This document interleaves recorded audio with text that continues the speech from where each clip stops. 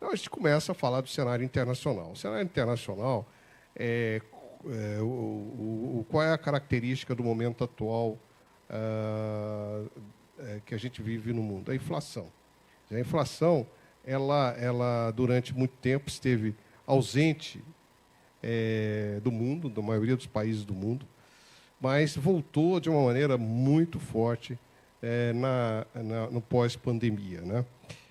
Tem dois gráficos aí para vocês verem esse processo. Um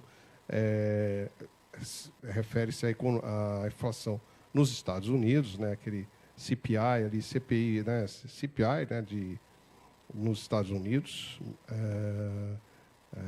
tanto o chamado núcleo dele, que tira algumas questões sazonais, quanto o próprio índice, e também o índice de preços, o índice de preço consumidor na zona do euro. Então, se vê o repique, claro, da inflação nessas duas maiores regiões do mundo, econômicas, mas essa figura ela se repete no mundo inteiro, tá? Com exceção de dois países em que a inflação não teve esse repique tão grande: Japão e China, né? Por razões muito próprias das economias desses países. Também se vê desse gráfico que a inflação tem dado sinais de retrocesso, né? Ainda que lento. Isso tem a ver com dois aspectos. Primeiro, do lado da demanda, foi a reação forte dos bancos centrais, que no mundo inteiro elevaram juros, também para patamares que não se via há várias décadas, né? E o segundo foi uma certa tendência de normalização das cadeias produtivas, das cadeias logísticas, né, que estavam mais desestruturadas no processo após a pandemia, né? Então, esses dois fatores têm levado a uma queda da inflação, não obstante essa queda ser muito mais lenta do que se espera. Ora, qual é a implicação dessa mudança de cenário, não é, de um mundo que há muito tempo não vê inflação para um mundo inflacionário? Basicamente, essas mudanças de cenário macroeconômico, elas trazem riscos adicionais, né, para as empresas e para o setor bancário. Então, se vê muito a perda de valor, por exemplo, em títulos, né, de vários investimentos, ações, né? Nós tivemos alguns problemas bancários nos Estados Unidos. Então, são momentos em que a incerteza aumenta. Por outro lado, a inflação, ao se demonstrar mais resiliente do que no início se esperava, também gerou um aumento do risco, né, em relação à taxa de juros. Quanto tempo a taxa de juros vai ter que permanecer em patamares elevados no mundo, né? Então, nós temos hoje uma situação em que os bancos centrais eles procuram, de alguma forma, levar em consideração dois tipos de risco. Um é o risco inflacionário, né, de um lado, e o outro é o risco da estabilidade financeira, o risco das taxas de juros levarem a problemas de crédito e outros problemas mais sérios na economia. Então, os bancos centrais hoje se equilibram se tentam equilibrar nessa gangorra, né? No cenário atual, a gente vê que os juros ainda vão continuar subindo nos Estados Unidos, mas menos do que se esperava antes, né? Espera-se hoje que os juros americanos não cheguem a 5,5% ao ano. Havia no passado uma projeção aí da maioria dos analistas de que os juros lá poderiam chegar a 6% ao ano, né? Essa percepção de que os juros vão ficar mais baixos tem a ver exatamente com os problemas bancários que nós observamos em alguns bancos médios americanos, principalmente o SVB, né, o SVB, e que podem afetar, ou que estão afetando mais fortemente o crédito, e, portanto, o Banco Central americano, o Fed, não vai elevar os juros tanto quanto se esperava. Apesar disso, os juros devem continuar elevados nos Estados Unidos por mais tempo, por força da resiliência, como eu disse, da inflação. A inflação teima em não cair de uma maneira mais forte. E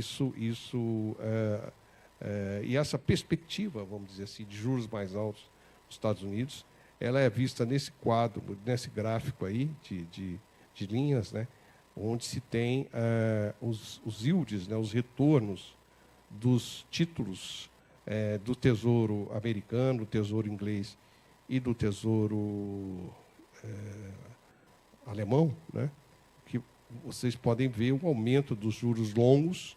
Nós estamos falando aí de juros de 10 anos, né, em todos esses países, né? Então, que tem a ver com toda essa política monetária mais restritiva e com as incertezas sobre o futuro da política monetária. Nesse cenário global de juros mais altos, nós vamos ter um crescimento menor do PIB mundial. A nossa projeção hoje é um crescimento global em torno de 2,5%, 2,6%, né? Com um crescimento de 0,9% nos Estados Unidos e um crescimento chinês, vamos dizer, mais robusto, em torno de 5%, né, do que o ano passado, e principalmente, no caso da China, pela retirada das restrições, né, que a Covid impunha, né? Você sabe, o governo chinês ele impunha quarentenas muito estritas que acabavam prejudicando não apenas o consumo, mas principalmente a produção e a distribuição dessa produção. E como isso agora não existe mais, então a tendência é uma boa recuperação do produto chinês, se bem que a tendência de longo prazo na China é de uma queda da taxa de crescimento, né?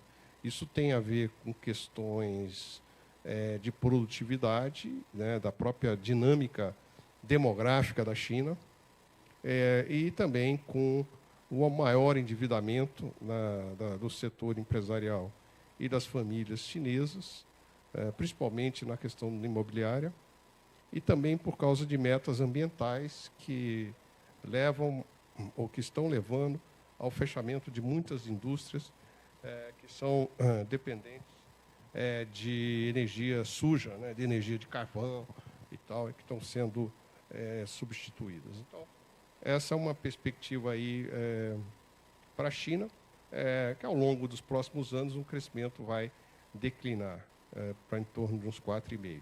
E também tem aí a perspectiva do crescimento americano subindo a partir do ano seguinte, de 2024, para patamares mais em torno de 2%. Como é que a gente vê, como é que a gente lê esse cenário sobre a ótica do agronegócio, né? É um cenário de menor crescimento global, mas de crescimento, ou seja, não temos, não vislumbramos aí do lado da demanda, né, alguma pressão muito baixista, uma pressão baixista de preços, tá? Eu acho que a China vai continuar aumentando as importações. Eu acho que, vamos dizer, o mundo continuará dependendo da produção agrícola, da produção da pecuária, etc. Mas alguns fatores excepcionais que a gente viu ano passado não vai, pelo menos até o momento, não se manifestaram presentes. Eu acho que o mercado de commodities já se normalizou após o choque causado pela guerra da Ucrânia, né? E, evidentemente, tem muita incerteza do que pode acontecer lá, mas, num cenário básico, a gente vê que os fluxos estão mais ou menos restabelecidos. E, obviamente, como a gente sempre sabe, o agronegócio, no curto prazo, o preço é muito determinado pelas condições de demanda, de oferta, que tem a ver aí com problemas de climáticos, etc., né? Então, mas assim, não vejo aqui uma perspectiva negativa para o Brasil em geral e para o negócio, né? É claro que o crescimento mundial de 2,5, 2,6 não é o ideal para o Brasil, né? Nós não vamos ter uma perspectiva daquele boom de commodities que a gente viu lá no início dos anos 2000. Eu não vejo isso acontecendo, mas acredito que uma certa estabilidade em termos reais dos preços, obviamente, como eu disse, sujeitos a questões de flutuação de safra, de existência de estoques, etc., etc., né, mas que fazem parte da gestão do dia a dia do negócio. Tá? Bom, então, assim, dito isso, o Brasil, como é que fica, né, o nosso país nesse contexto?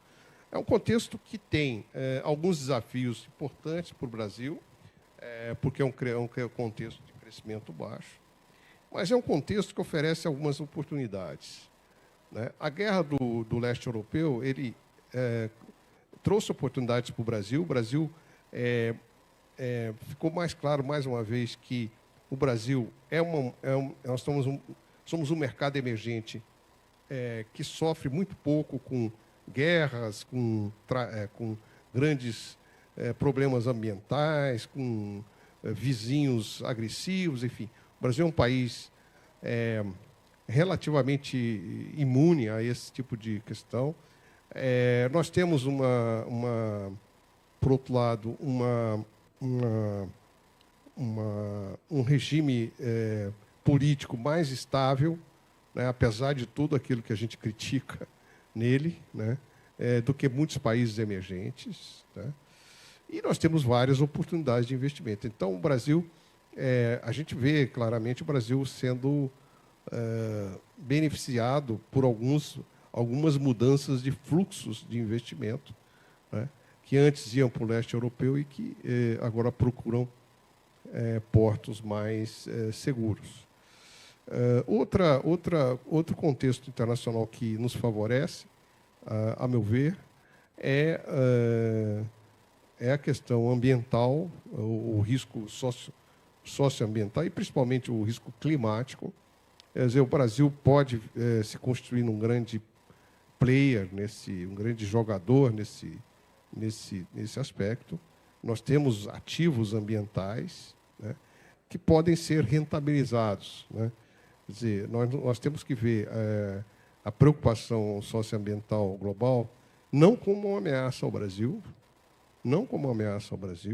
mas como uma oportunidade, porque poucos países têm os ativos ambientais que o Brasil tem. Poucos países têm condições de sequestrar carbono como o Brasil tem, né? Poucos países têm condição de substituir matrizes energéticas de combustíveis fósseis como o Brasil tem.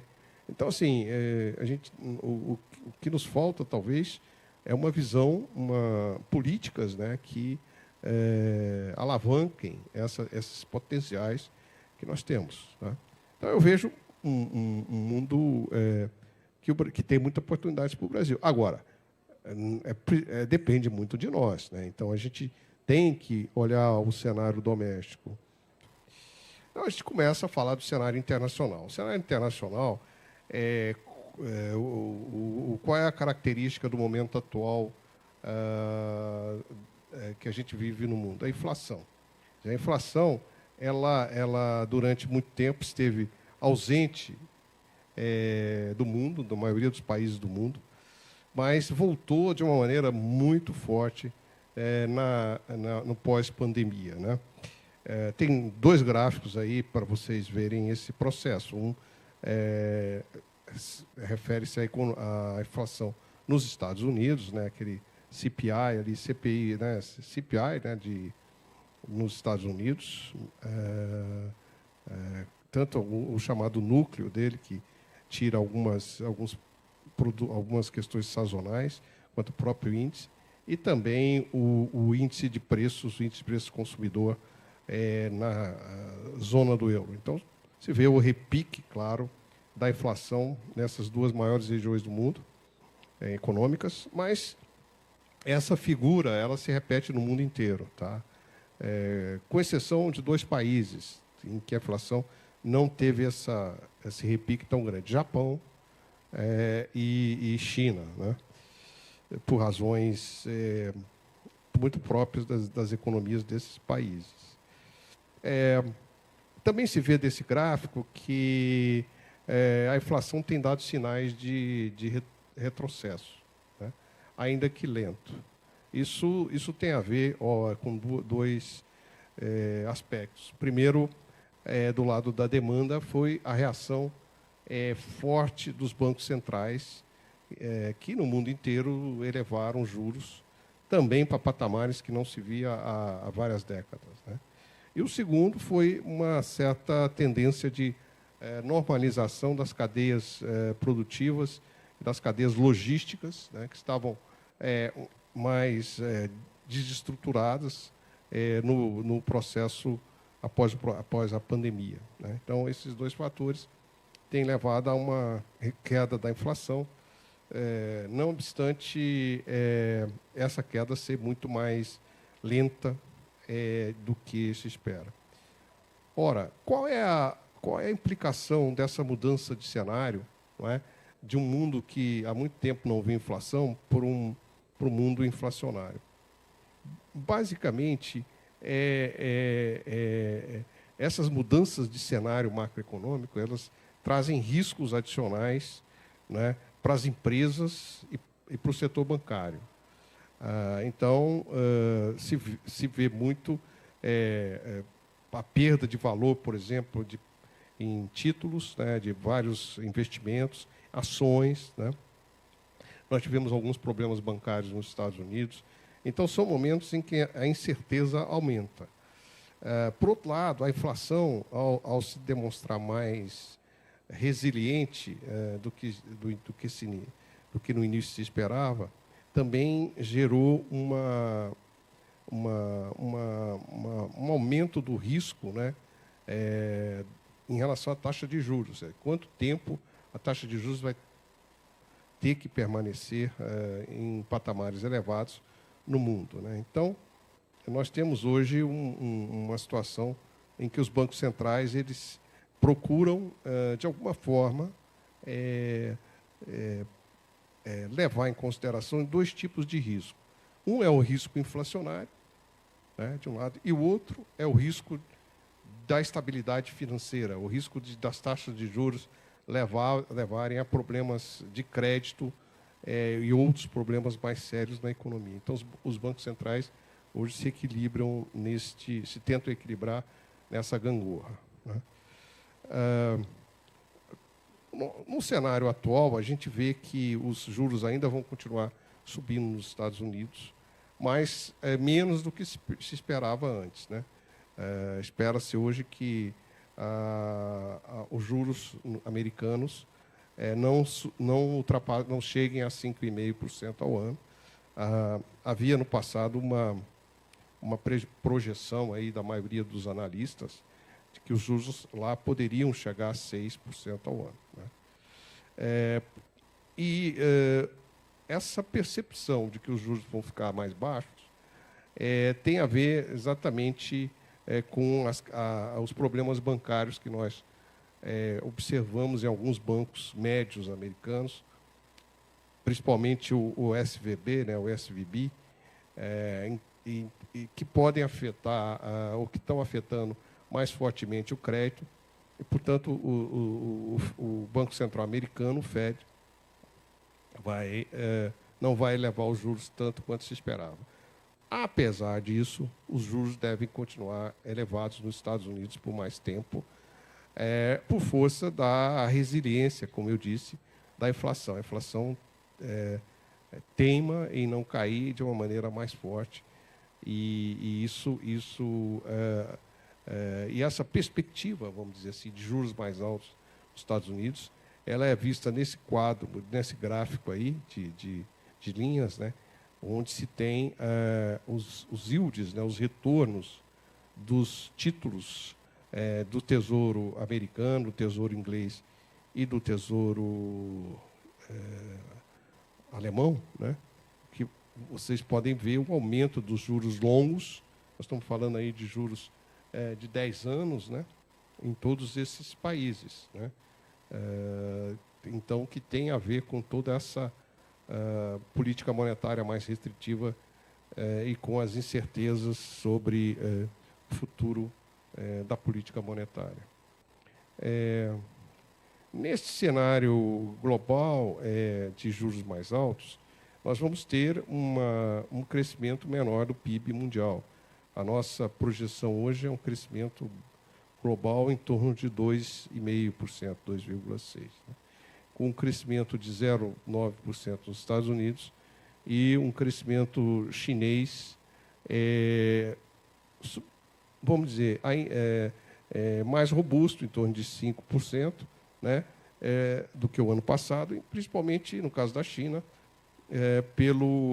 pela retirada das restrições, né, que a Covid impunha, né? Você sabe, o governo chinês ele impunha quarentenas muito estritas que acabavam prejudicando não apenas o consumo, mas principalmente a produção e a distribuição dessa produção. E como isso agora não existe mais, então a tendência é uma boa recuperação do produto chinês, se bem que a tendência de longo prazo na China é de uma queda da taxa de crescimento, né? Isso tem a ver com questões de produtividade, né, da própria dinâmica demográfica da China, e também com o maior endividamento do setor empresarial e das famílias chinesas, principalmente na questão imobiliária, e também por causa de metas ambientais que levam ou que estão levando ao fechamento de muitas indústrias que são dependentes de energia suja, né, de energia de carvão e tal, e que estão sendo substituídas. Então, essa é uma perspectiva aí para a China, que ao longo dos próximos anos o crescimento vai declinar para em torno de uns 4,5%. E também tem aí a perspectiva do crescimento americano subindo a partir do ano seguinte, de 2024, para patamares mais em torno de 2%. Como é que a gente vê, como é que a gente lê esse cenário sobre a ótica do agronegócio, né? É um cenário de menor crescimento global, mas de crescimento, ou seja, não temos, não vislumbramos aí do lado da demanda, né, alguma pressão muito baixista, uma pressão baixista de preços, tá? Eu acho que a China vai continuar aumentando as importações. Eu acho que vamos dizer, o mundo continuará dependendo da produção agrícola, da produção da pecuária, etc. Mas